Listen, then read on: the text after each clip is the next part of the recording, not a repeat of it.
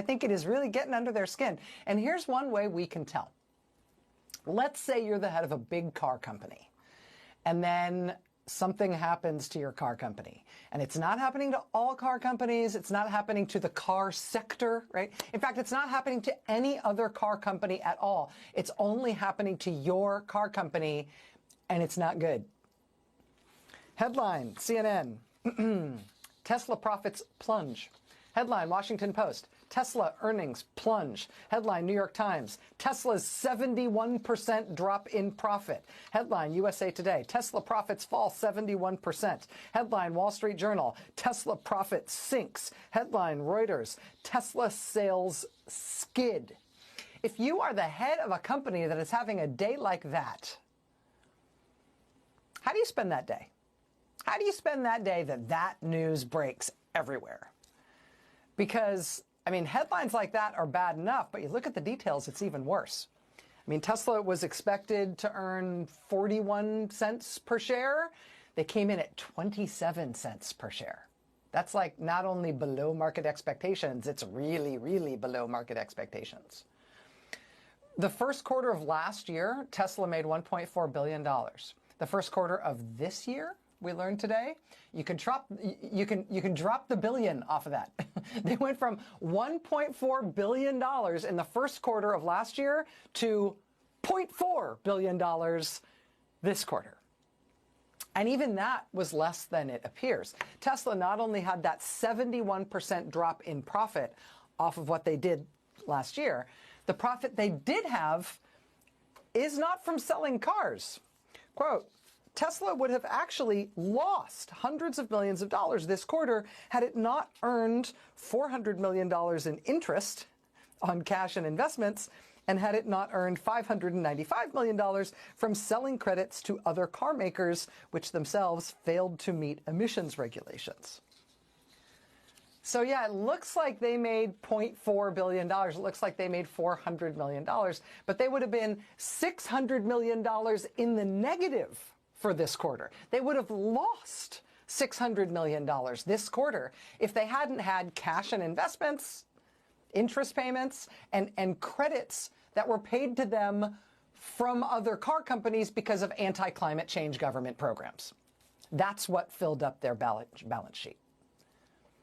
Just a catastrophe. And to add insult to injury, the CEO's favorite of all his vehicles, at least the one he really, really, really likes to talk about and show off as much as possible, that is turning out to itself be the biggest disaster of all. Quote, the Cybertruck, Tesla's newest vehicle, which consumed a lot of the company's resources while it was being developed, is looking increasingly like a flop. Sales of the Cybertruck in the first quarter were down about 50% from the last quarter of last year. And they weren't all that good in the last quarter of last year. So if you're the guy who's head of this particular car company, today's just a disastrous day, right? And why is this only happening to your company? Can we just put up those same headlines we just saw? Can we just put up those headlines again? Just put up that same list, yeah. I mean, it's not a mystery, right? The reason this disaster has befallen this particular car company, the reason this disaster has befallen your car company, the reason this is happening to you and no one else is specifically because of you. Tesla profit sinks, hurt by backlash over Elon Musk's political role. Tesla profits fall 71% amid backlash to Musk's role with the Trump administration. I mean, it's not a business world secret why this is happening. This is happening because of the guy who's the head of the car company. The company is repulsed by Elon Musk. The company is repulsed by what the New York Times gently describes tonight as, quote, Mr. Musk's support of far-right causes. The country really does appear to be just repulsed by President Donald Trump installing Musk, his top campaign donor, in a secretive, totally opaque, newly created pseudo-agency in which his job appears to be to destroy as much of the U.S. government as possible. I mean, what do we think of when we think of Elon Musk now? We think of every fired park ranger, every line of old people and disabled people that's out the door at a totally beleaguered and no longer functional Social Security office. We think of every cancer researcher whose study was defunded midstream. We think of everybody who you know who's about to be handed over to the tender ministrations of a collection agency because of their student loans. We think of every HIV and tuberculosis and severe malnutrition miracle treatment program that was working great and saving millions of lives, but that inexplicably was cut off with no warning because of Elon Musk. I mean, all of these things that have come to pass over these past 90 days. When we think about these things, when we're confronted with these headlines and with these disasters, one after another, everybody thinks not just of President Donald Trump, but of his top campaign donor, who he has installed to do this stuff inside the U.S. government. And so, yeah, President Trump's top campaign donor, his car company just had a 71% plunge in profit year to year. And they were lucky to have that.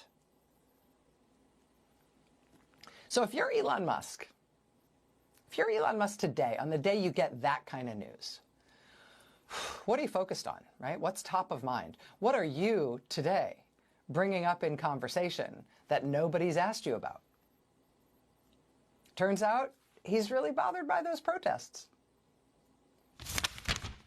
Now, the protests that you'll see out there, they're very organized, they're paid for. They're obviously not going to admit that the reason that they're protesting is because they're receiving fraudulent money, or that they're the recipients of wasteful largesse, but they're going to come up with some other reason. But that is the real reason for the protests. The actual reason is that those receiving the waste and fraud wish to continue receiving it. That is the real thing that's going on here, obviously. Are you mad? Are you bothered? Just a little? You seem mad. In your mind, do you really think that, like, organically, naturally, everybody actually loves you and loves what you're doing? And that all of this is people who do, in their heart of hearts, actually love you and love what you're doing? It's just that they're all out there in the streets because they're being paid to pretend otherwise? You think all of these people are people who love you who are being paid to say they don't love you? Or, what did he say? These are people who are receiving fraudulent money. They're receiving the waste and fraud. Really? All of these people? Really? This was about 300 people in Cloquet, Minnesota, yesterday, silently picketing outside the Cloquet Public Library yesterday evening as Republican Congressman Pete Stauber spoke inside. Were all of these people paid to be there? Or are all of these people in Cloquet, Minnesota, all lazy fraudsters who don't want to give up how rich they're getting off all the fraud money that they're taking from the government? Is that what these folks are doing? SpaceX! Rerouting now!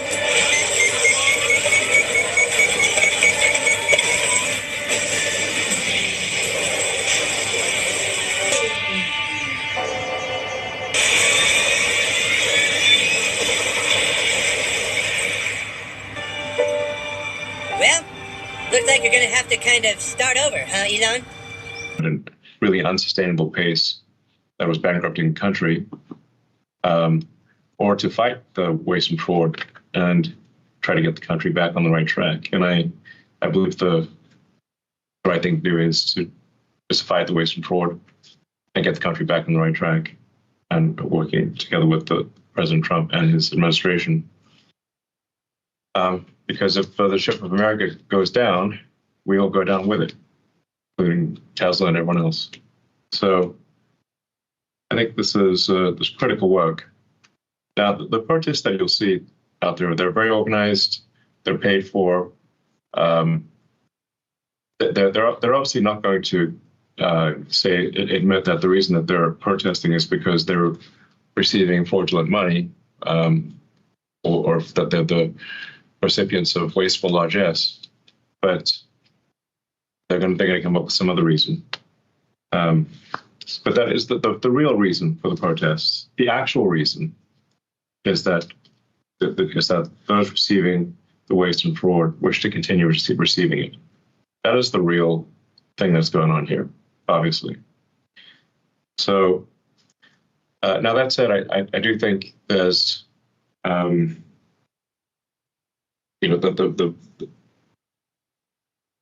large slug of work necessary to get the Doge team in place and working in the government to get the financial house in order is mostly done.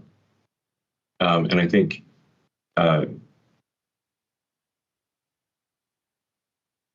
starting probably in next month, May, my time allocation to Doge will drop significantly.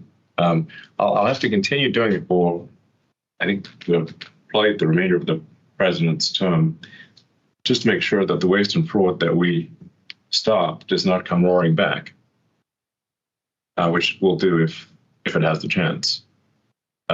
So I think I'll continue to spend, a day or two per week on government matters for as long as the president would like me to do so, and as long as it is useful.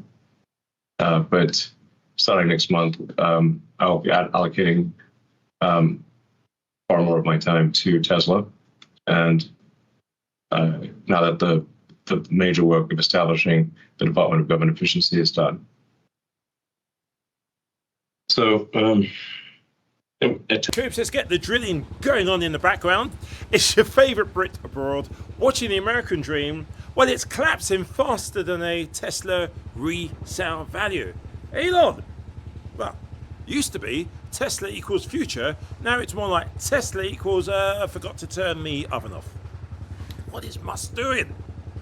Orange nose in? Not sure it's winning. Look, Tesla shares are nosediving like they were piloted by Rudy Giuliani on a Red Bull binge. Or the woman at Fox. Sales down 30%. Resale value is somewhere between a broken Roomba and, what's her name? Judge Winebox's Dignity. She's a lady on Fox. You'd have more luck selling a bag of wet chips or crisps outside a Chick-fil-A on a Sunday. And getting rid of your Tesla, I think.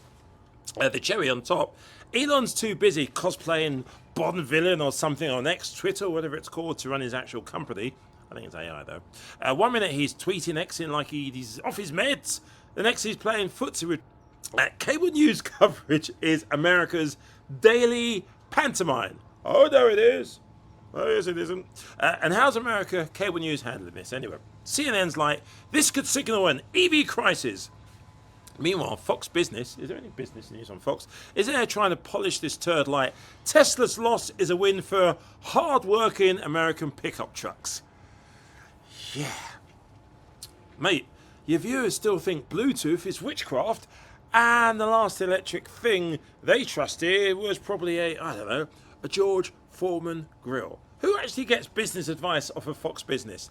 Anybody? Didn't think so. We move on. So, you've got to use Tesla in 2025. Here's how you shift it. American style. All right? List it as a pre-owned Freedom Cruiser. Bonus points if you say it was blessed by Donald Trump at a Waffle House ribbon or a car sales show going on outside the White House. Tell Fox and Friends it runs on raw patriotic feelings. They'll think it's a tanker and send Brian Kilmeade to test drive it with, a bald eagle in the passenger seat. Or Larry, look at me, I got a job, I'm on the TV. Is Lawrence still at Fox and Friends? If it's red, call it the MAGA model. Just remove all logic, science and brakes. The reality check. We're going to do the British reality check. I'm seriously, I'm just saying. If a car depreciated this fast in the UK, we call it, well, cursed. Over here, Americans are like, it's not a mistake. It's a learning opportunity. I promise you, that is the nonsense coming out of Fox. I mean, they were talking about Hexen. Anyway, Here's my advice, if I can get in before the drill starts drilling again. If you've got to use Tesla, don't sell it. Turn it into a food truck or a tiny home, or better yet, donate it to Fox News so they can finally report on something that's actually moving forward.